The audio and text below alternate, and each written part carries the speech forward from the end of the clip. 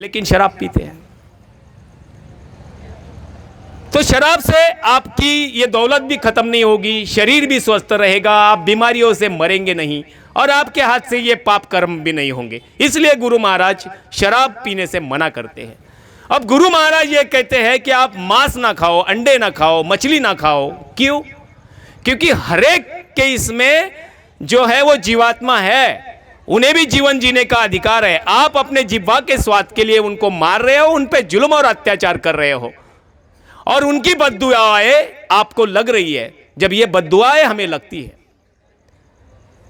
मेरे पहचान का एक इंसान था, वो हमेशा मुझे ये कहता था कि मुझे टांग बहुत अच्छी लगती है, मुर्गे की टांग। क्योंकि शाकाहार का प्रचार करता हूं इसलिए मजाक किया, दोस्त है इसलिए बोलता था कि मुर्गे की टांग, आज मुर्गे की टांग खानी है।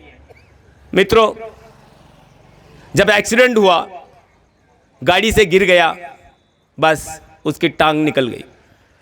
जो कर्म हम करते हैं, प्रकृति कभी भी, प्रकृति एक सर्कल है, जहां से कर्म शुरू होता है घूम के कर्म वही आता है। इसलिए इन बेजुबान जानवरों को नहीं सताए। एक तो आपको पाप लगेगा, यह अधर्म हुआ। दूसरा, आने वाली जो बीमारियां हैं वो इन्हीं जानवरों में से संक्रमित होकर के इंसानों के शरीर में फैल रही है और शरीर, इंसान जो है वो बीमारियों का घर बनते जा रहा है। अब डॉक्टरों को यह समझ में नहीं आ रहा है, क्योंकि डॉक्टर इंसान समझ करके इंसानों की दवाइयां आपको देते हैं, लेकिन आपको लगी है जानवरों की बीमारियां।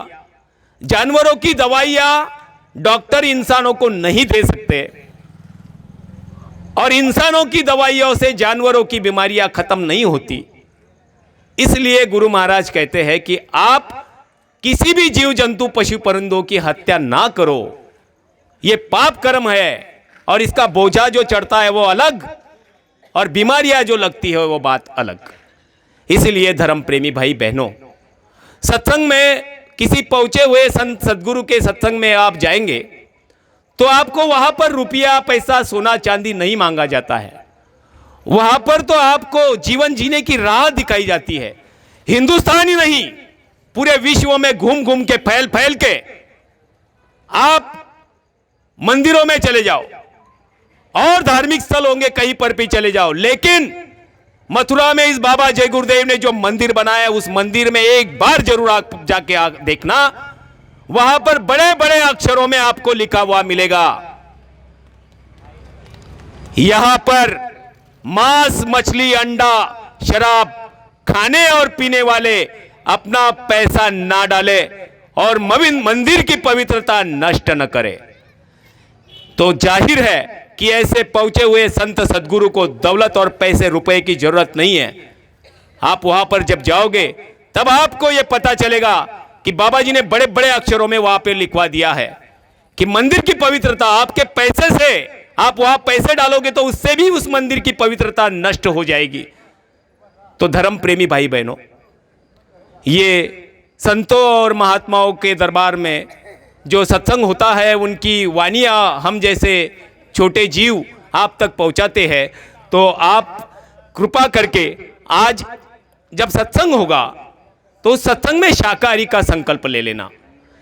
ऐसे महापुरुष न हिंदू धर्म है, न मुस्लिम, न सिख, न जैन, न बौद्ध, ये मानवता धर्म का प्रचार प्रसार करते हैं और मानवता धर्म है सबको एक साथ एक जैसे समझना, जीवों पर दया करना, जो भी जीव है उस पर दया करना, सबके साथ प्रेम प्यार से रहना, यही मानवता हम आप लोगों को सिखाती है। इसलिए अगर आप इंसान हो और खुद को दयावान समझते हो और अपने जीवन को सफल बनाना चाहते हो तो आज से आप व्रत ले लेना कि आज से आप शाकाहारी हो जाएंगे और कभी भी किसी जीव जंतु को नहीं सताएंगे। इससे आपका परिवार, आने वाली पीढ़ियां भी सुखी रहेगी, सफल रहेगी और आपके हाथ से जीवन में कभी गलत काम नहीं होगा। अब दूसरी बात, ऐसे महापुरुष जब आते हैं तो अपने बच्चों को संसार में, मतलब चलते हुए सत्संगों में, संगतों में, यहाँ वहाँ जाते वक्त अनेकों तरीकों की दुख तकलीफ और परेशानियां जीवात्मा लोगों को होती है। आज का मेडिकल साइंस का जमाना है और मैं शहर में खड़ा रह के डंके की चोट पे ये कह रहा हूं कि अगर बगल में जहां पर मेरी आवाज जा रही है, उनके घर में, रिश्तेदारी में, जानकारी में कहीं कोई बच्चा या बच्ची किसी भी उम्र का हो, अगर वो जन्म से विकलांग है तो यहां पर आप आ जाइए। ऐसे बच्चे और बच्चियों पर ये हमारे अन्ना जी सूर्य ग्रहणों में और चंद्र ग्रहणों में प्रयोग करके उन बच्चों के हाथ और पैर सीधे कर देते हैं, जिसको मेडिकल साइंस तक सीधा नहीं कर सकता, हाथ भी नहीं लगाते। ऐसे सैकड़ों बच्चों को उन्होंने आज तक ठीक कर दिया है।